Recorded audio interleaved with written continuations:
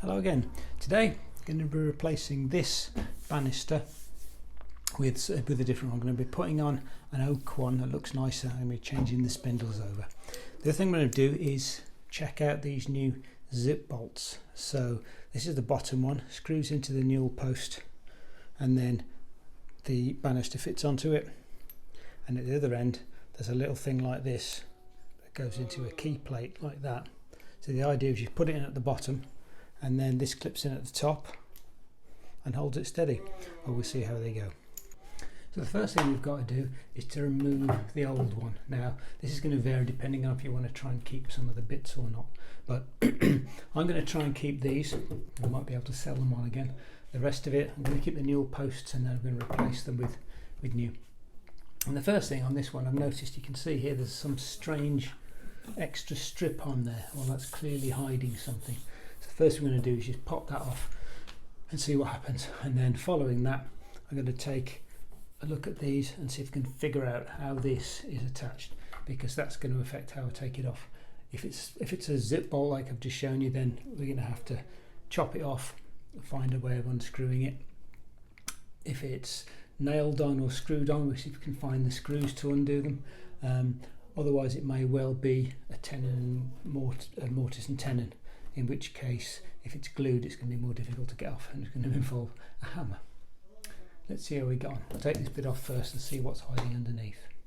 So here we go then. Take one regulation chisel, one regulation hammer, fairly wide chisel because I want to split it as long as wide a thing as I can, and it's quite an old chisel as well, because 10 to 1 there's going to be nails hidden in here. I don't want to get my best chisel and take a big chunk out of it. So let's see how that goes in then, hopefully.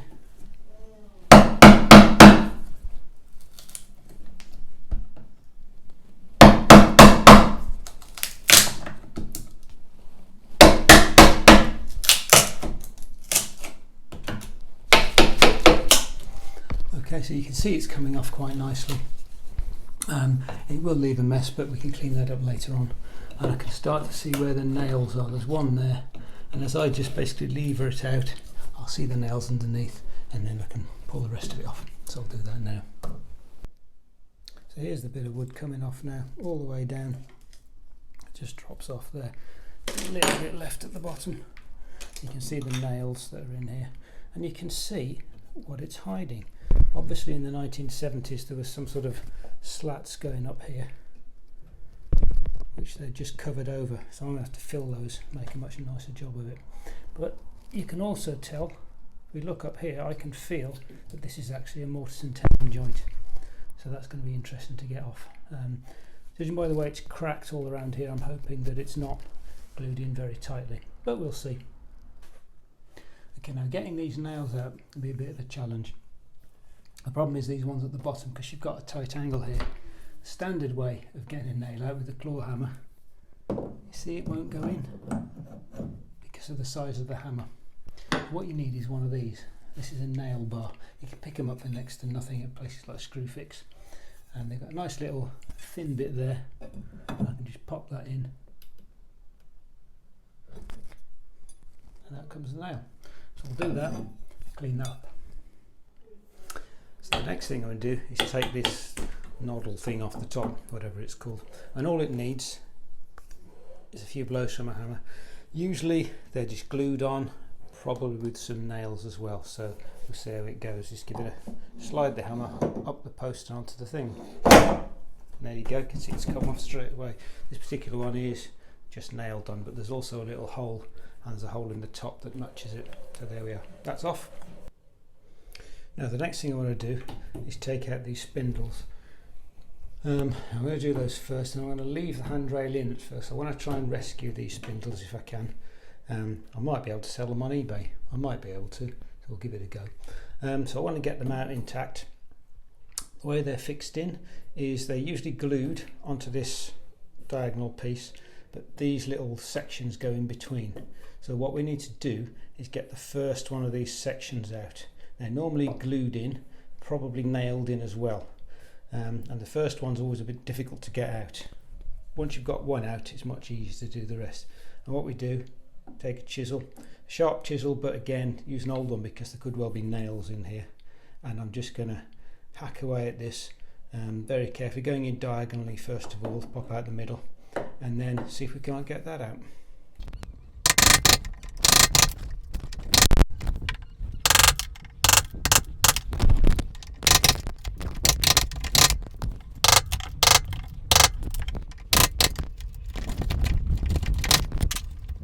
Okay, so the main thing here is to get the wood out that's right next to the actual spindle. It doesn't matter so much about this side, but get all the stuff out so that the spindle is not supported anymore. And it's about so thick normally, so that first one, if you're lucky, it'll come out in one, but chances are that it won't. So once that's clear, think about getting this spindle out. So again, the spindle is going to be glued in, so what it needs is a sharp blow here, but you see what happens is you can't get a hammer in to do it. So the easiest thing to do is get either a chisel, or if you've got one, a nail bar. You put it there and you can hit just to the side of it, which should give it a good blow and get it moving. Let's come away, just about another one. And that's brought that away from that side. Okay, the next thing to do is we can take the same approach up at the top, because it's exactly the same thing, and we'll dig this bit out and that will free up this first spindle. So we'll do that now. There we go, I've chiseled away a bunch of this, and now you can see that this is coming loose. And the important thing here is as I pull it forwards, see it's levering out the next one. That's going to be really useful for us. So I'll just pull this, and again comes out. You can see it's been glued top and bottom, but it's come out perfectly in one piece. And the next step then is to take the rest of these out. So what I'll do is take each one of these out, and the bottom ones are the difficult ones, but now I've got a start, it's easy to get underneath this one and take it out. And every time I get to the top, I pull back the thing, it levers out the top one, and you can see at the top now that this one's been levered out as I levered the last one out. So this piece will actually come out without any chiseling at all. So that's useful. So off we go, let's do the next one. Now if you're thinking about trying to save this bottom rail, it's going to be really difficult. If it's in softwood, they're only a few pounds for a new one. So because what's going to happen as you try and lever these things out, you're going to damage this rail, especially if there's lots of glue around the place. So now you can see this one's coming out, there's the nail, this one's coming out much more easily than the last one did, because I'm able to lever it from the bottom, so it's come out in just a couple of pieces. So a little bit more and I'll be ready to take the spindle out. So again, put something behind it, sharp blow, spindle comes off, go up to the top, and as we pull it back it comes loose and it loosens the next one, and so on.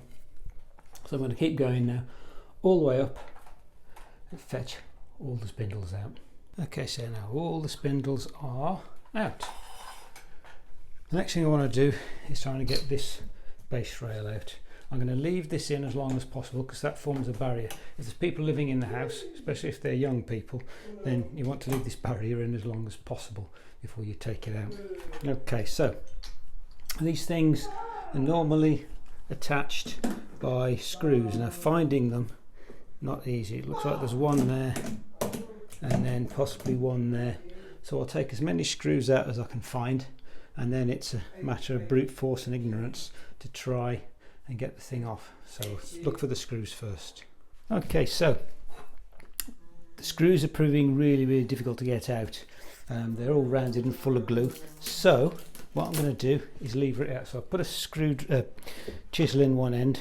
I've got a crowbar, and very carefully I'm going to go along and lever it up, and hopefully that will pull out the screws. I'm trying to save this bit of wood underneath because this bit I do want to keep, because that's what the new one's going to attach to, although this might be a little thin. Got a feeling this isn't one of those thin strips like was there, but we'll get that off. So by lubing with the screwdriver and with my nail bar, I can put those in and use the two of them to kind of start moving along and we'll see if we can find the screws as we go.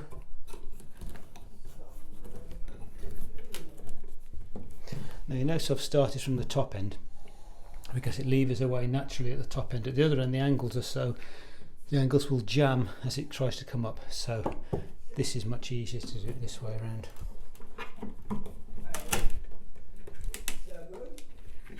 Yeah, this bit is just one of those little strips again, so I'm okay to get rid of this as I go. In fact, I'll take that off first. Okay, so the strips come off. We'll have some sort of nasty expanding wallpaper sort of unpleasantness underneath, whatever what this used to be like. Right, now let's get on with this and let's lever this off. And there we go, that's popped off. So underneath I've got a reasonably good sort of base to put the next thing on. I'm going to have to clean it up with this strange wallpaper business, but apart from that we're good to go with the next stage. The top tip here, clean up as you go, otherwise you're going to end up with stuff all over the floor. It's going to get stuck in your knees, it's going to get stuck in your feet, it's going to walk all around the house. So clean it up at every little opportunity. It's come time to get the rail off. Now these can be attached in a huge number of ways. Most likely, and I can feel on this one, it's actually a mortise and tenon that's been cut in here, and then there's probably some screws or nails or something as well. Sometimes it's going to be a metal, like there's the zip bolts we're going to use, in which case there can be a metal bolt there. A lot of times if you take out this last one of these spacer things, you'll find underneath screw heads, or you might find a little bolt from a zip bolt, that kind of thing. So have a look under here, see if you can figure out how it's attached. If you can't figure it out, then the only thing left to do is to take a saw, put it down the side here, but my recommendation is to take the main bit of rail out first. If you just saw through the rail in a couple of places, that'll free it up. You can then use either the lever arm to wrench it out or wiggle it about, and you might be able to see the screws or the bolts that are holding it in place, and then you can either get a hacksaw and chop them, or maybe figure out where they come through and take them out if you can. Sometimes they'll be screwed in or nailed in from the top, which is really difficult to get to. You've got to scrape off some of this top paint, see if you can find them. Okay, so I know this is mortise and tenon, so what I'm going to do, get a saw, cut through it, and then I should be able to lever this off. So here we go, bog standard saw. Now top tip again here, before you actually start cutting through this, what you want to do is make a little mark where the top of it is, so that you put the other one back, you put it onto these little marks.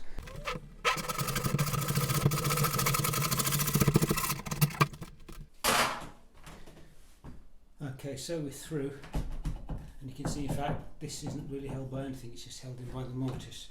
If I move that out of the way, I should be able to just, this one just pulls out, so there's actually nothing holding it in except for that mortise. There's a peg, but the peg, you can see where the peg goes, it wasn't even through, so this was being held on just by woodwork. The next one, it's nice and easy because we've got a big lever arm, so again this is loose. Let's have a go up there. A bit of luck, I should be able to fetch this out.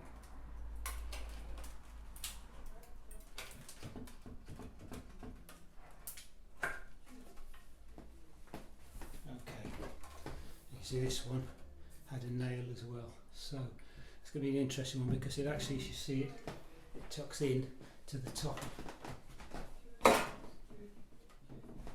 it's actually kind of plastered in at the top, so I'm going to have to probably fix that later. Okay, moving on.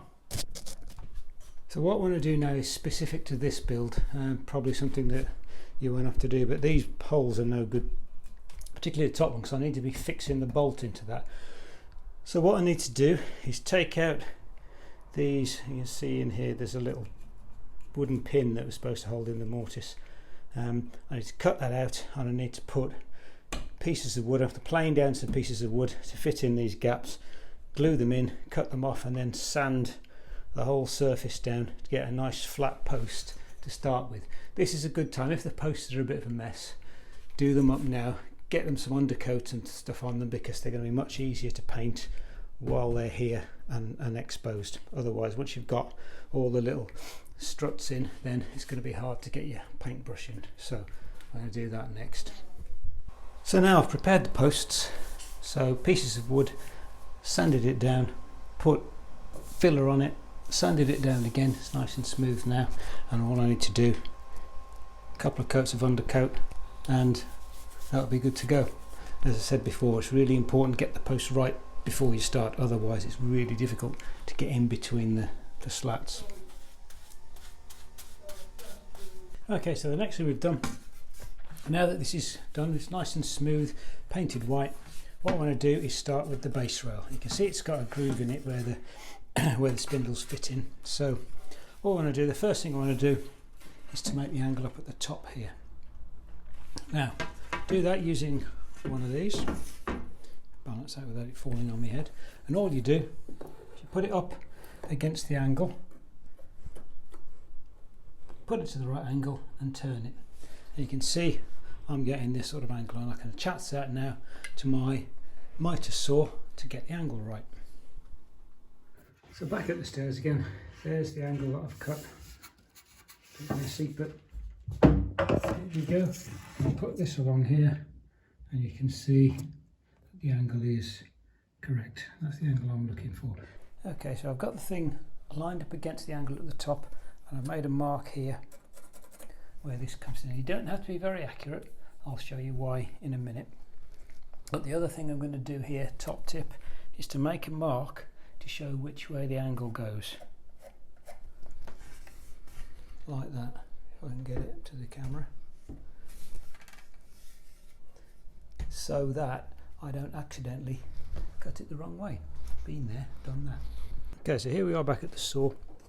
You can see the mark I made, and you can also see the marks I made to show which direction it was. I've made sure that direction lines up with the saw, which I've set up with the correct angle using the angle gauge as I did before. So to line it up, and rather than cutting to the mark, I'm going to cut a little bit beyond the mark. I'm going to leave myself an extra centimetre or so just to be on the safe side. I'm going to cut it long, and we're going to slowly chop bits off until it's the right length. Now you can try and measure it accurately, but I can guarantee you won't be able to measure it absolutely accurately, and you'll end up with it slightly too short or slightly too long. Too long is okay, I can chop a bit more off.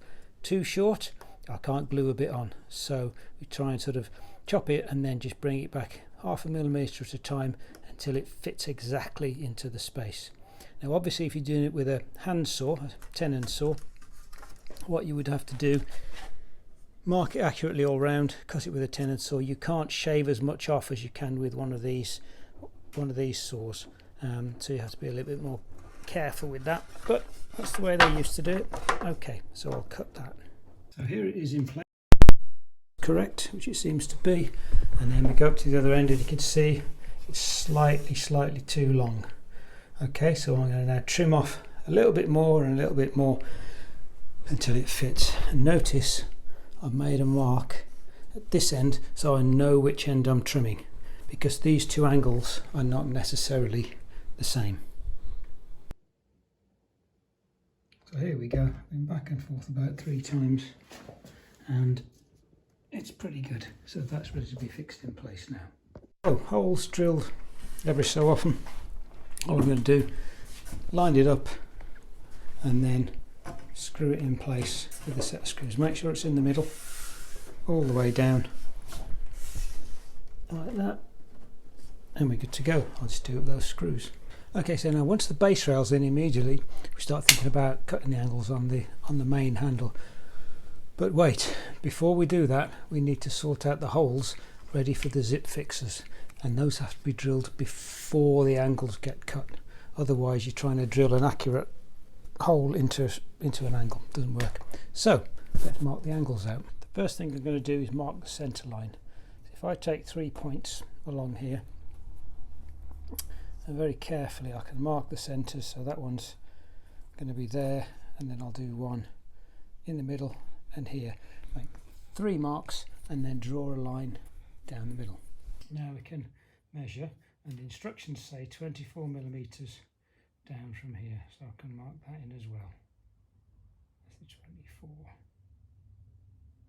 Okay, now they say that you have to leave this part in as well, and that's what the measurement is. They make a nice mark there so that we can drill a hole. Now the hole's got to be quite accurate. If it drifts either side, then that means your handrail will drift either side when you come to fix it. So that's not what you want. So what I suggest is you get a punch, which you can then line up as close as you can with the little marks that you've made. Give that a tap, check it's in the right place. So there you go. Now I'll drill that with a small drill bit and then the full drill bit, which is 10mm, because this is the top one. I'm doing the top one first, and you'll see why in a little while. So to drill the hole, I've mounted it firmly in a vise. And what I'm going to do is very carefully now drill the hole. But as I drill it, I'll be very careful. It needs to be completely in line with this, and also look from the side, it's got to be completely horizontal as well. Not an easy thing to do. Sounds easy, but it's not. And the reason I'm using a small drill bit is it's much easier to find the centre. With a full 10mm drill bit, it'll drift about and I'll end up with great big movements either side. With a small drill, it'll go straight down the middle with a little luck, and then I can go through it again with a big drill bit.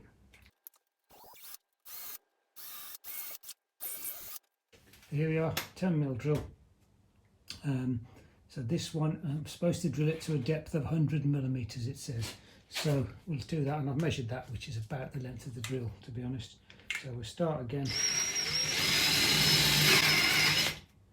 Now, again, I'm trying to make sure it's completely horizontal and it's completely in line. So it should follow the one that we've done already.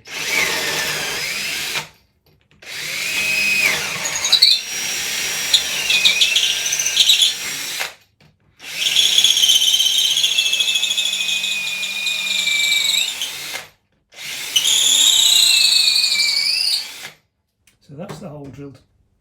The next thing the instructions tell you is to drill a hole 100mm back here, big 25mm hole. But bitter experience has told me that it's better to cut the angle first and then cut that hole, because it might not be the right distance. You've only got a tolerance of about that much on where the hole can be, and if you've got a slightly different angle, the numbers don't seem to add up. I did one on another set of stairs, and the bolt that goes through did not reach the hole. I had to drill a second hole. So drill the hole once the angle's cut, top tip. So once again, I've set up the saw to cut the angle, but before I do it, I've offered this up to the place it's going to go and drawn a very rough line to show the direction of the cut, to stop me from cutting it in the wrong direction. Now before I put the handrail on, what I'm going to do, with my ruler, I'm going to check the height of the little marks I made, which are where the handrail goes to. Okay, and I'm going to make sure both are the same height above the rail, above the ground rail. That way, if I put it to the marks, then the two bits will be parallel.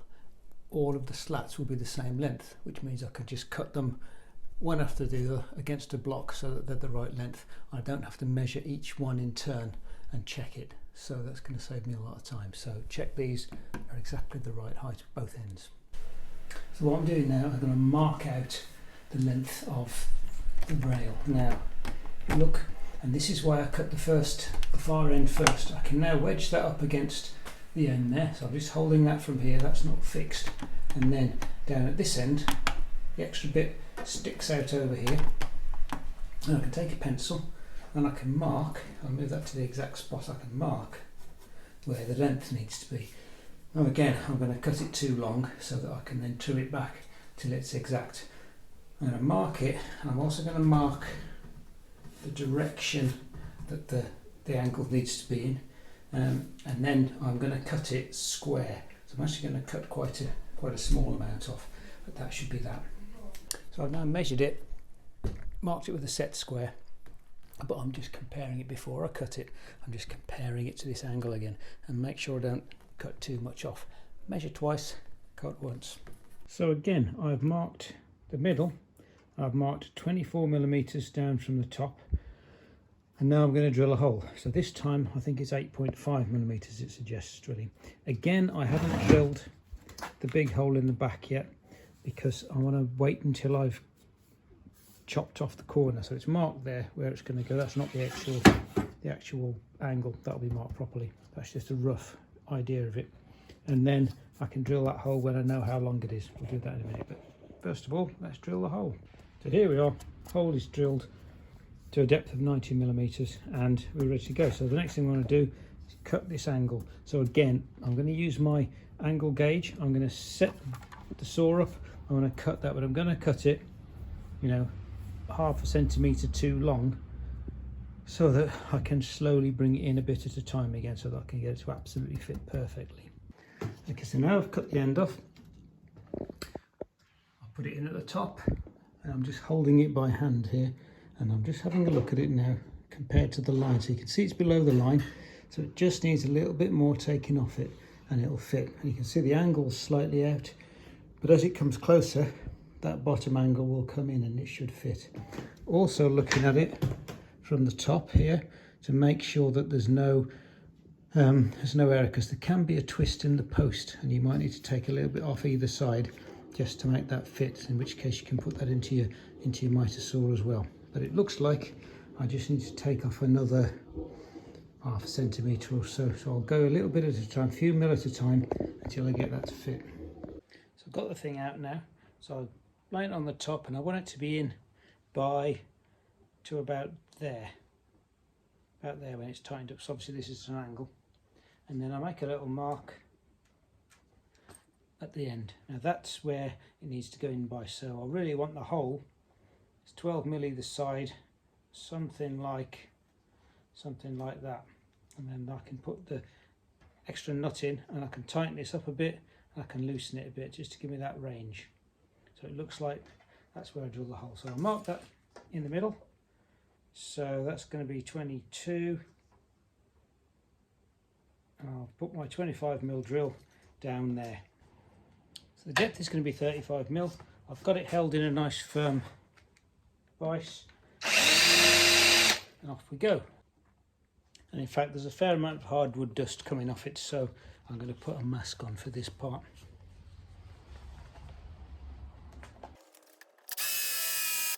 Now you know when you've gone deep enough, because you'll come across the hole that you drilled through here, and I've just come across it now. So you want to drill a little bit further than that until you can get the little bolt in, and then do up this next to it. And once that fits in together, then the hole's deep enough. You don't want to go all the way through and pop out the other side. So now it's absolutely the same deal at this end. This time we've got this little knuckly part, and that needs to push into the hole essentially as far as it will go. And then by looking around the side, I can mark where the knuckle comes to on the top here, and then I can use that to mark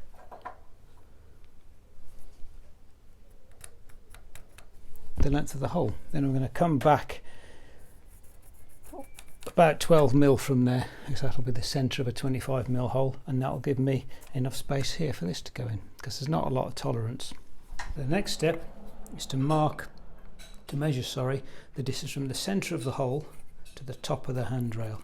In this case it looks like something like 46 of your earth millimeters, so that'll do. So moving on to the post, I've drawn a centre line on the post. Then I've already got a mark, remember, from where we put the top of the handrail to, and I've measured from the top of the handrail to the centre of the hole. So all I need to do is to measure 46 mil down that centre line, make a mark, and then I'll drill a hole. In this case it's 6.5 mils into there, and I can screw in the other half of the bolt.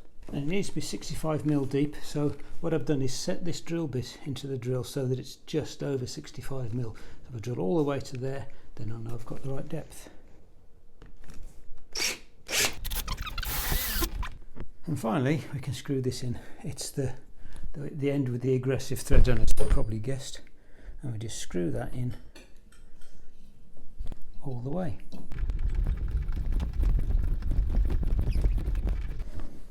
There we go. Now to view the other end, normally you have this set like that. You can measure the distance from the bottom up to here, or you can measure the distance from the top. Problem is here, because I'm doing that thing at the top where the ceiling's in the way, I can't drop this into place in the normal way. So what I'm going to have to do is to pivot that round like that, do some fine measurements. I'm then going to have to see if I can slide that in diagonally from the top so it'll fit underneath that overhang. So I've located this now on the peg at the bottom, and it's resting on the top. And what I'm going to do is mark underneath here where it comes to. So there we are. I've marked on my measurements. I reckon it's 29mm up and 10 across. So I should drill a hole there. Don't forget to add half the size of the hole that you're going to drill. It's 25mm hole, so essentially you're adding an extra 12mm on, which I almost forgot to do there. So that is where I think I'm going to drill the 25mm hole. Next step is to add the plate, and as you can see, I drilled the hole in the wrong place. Typical. Hopefully that won't show behind the thing. So the idea is the thing goes in there, slides to the middle, and it all fits together. So I'll put a screw through here, and then we'll try adding the rail. All that's left to do is to fit this in now. So first of all, into the hole at the far end, that slots in like that, and then it's up to this end, and we've got a little keyhole. So this has to go in, and this is where it'd be easier if it wasn't going sideways. And here we go, put that in there, and then find the hole that just worked. Locate that in, and you can see it's already there. All I need to do is tighten it up, and we're good to go. So now I've got the nut to do up at this end. So you can locate it, and that should, if we don't drop the thing, and that should tighten up now. I can feel that tightening. And then once that's tightened up a little bit, we can go up here and we can start tightening up this one as well. Exactly the same way. Like this one is going to need me to go use that end. And we're just tightening it up until it bites. And we'll carry on doing that at both ends until it's tight. And there we go, both sets of bolts are now tightened up pretty tight, and you can see I'm giving it a good shake, and that's pretty tight, and this one is also pretty tight. In fact, the post is wobbling more than the thing is, and you can see that the angle's quite reasonable on there as well. You can see a little bit of that hole, but I'll put some polyfiller in there where I made a mess, but that is pretty solid. Okay, pleased with that. Now the next thing I want to do is to treat this. So I want to treat it before I put the slats in and paint it, because any paint or dirt that gets onto it will be much easier to remove if I make a bit of a mistake when I'm painting. So a bit of 400 wet and dry pepper just to take that, make it nice and smooth and shiny, and then I'll give it a coat of varnish. Once I've got it smooth, I just wipe it down with a clean cloth, get all that dust off, and then let the dust settle before anything else. What I'm going to use, turn it around the right way, is this stuff, Osmo. It's really good. It protects the wood and stops things sticking to it, but it lets the wood breathe as well. So that's really good. So I'm going to use some of that. So that's the end of the first part. We've attached the rail. Part 2 is going to be putting the spindles in. Otherwise, I hope this one's been useful to you, and hopefully I'll see you next time.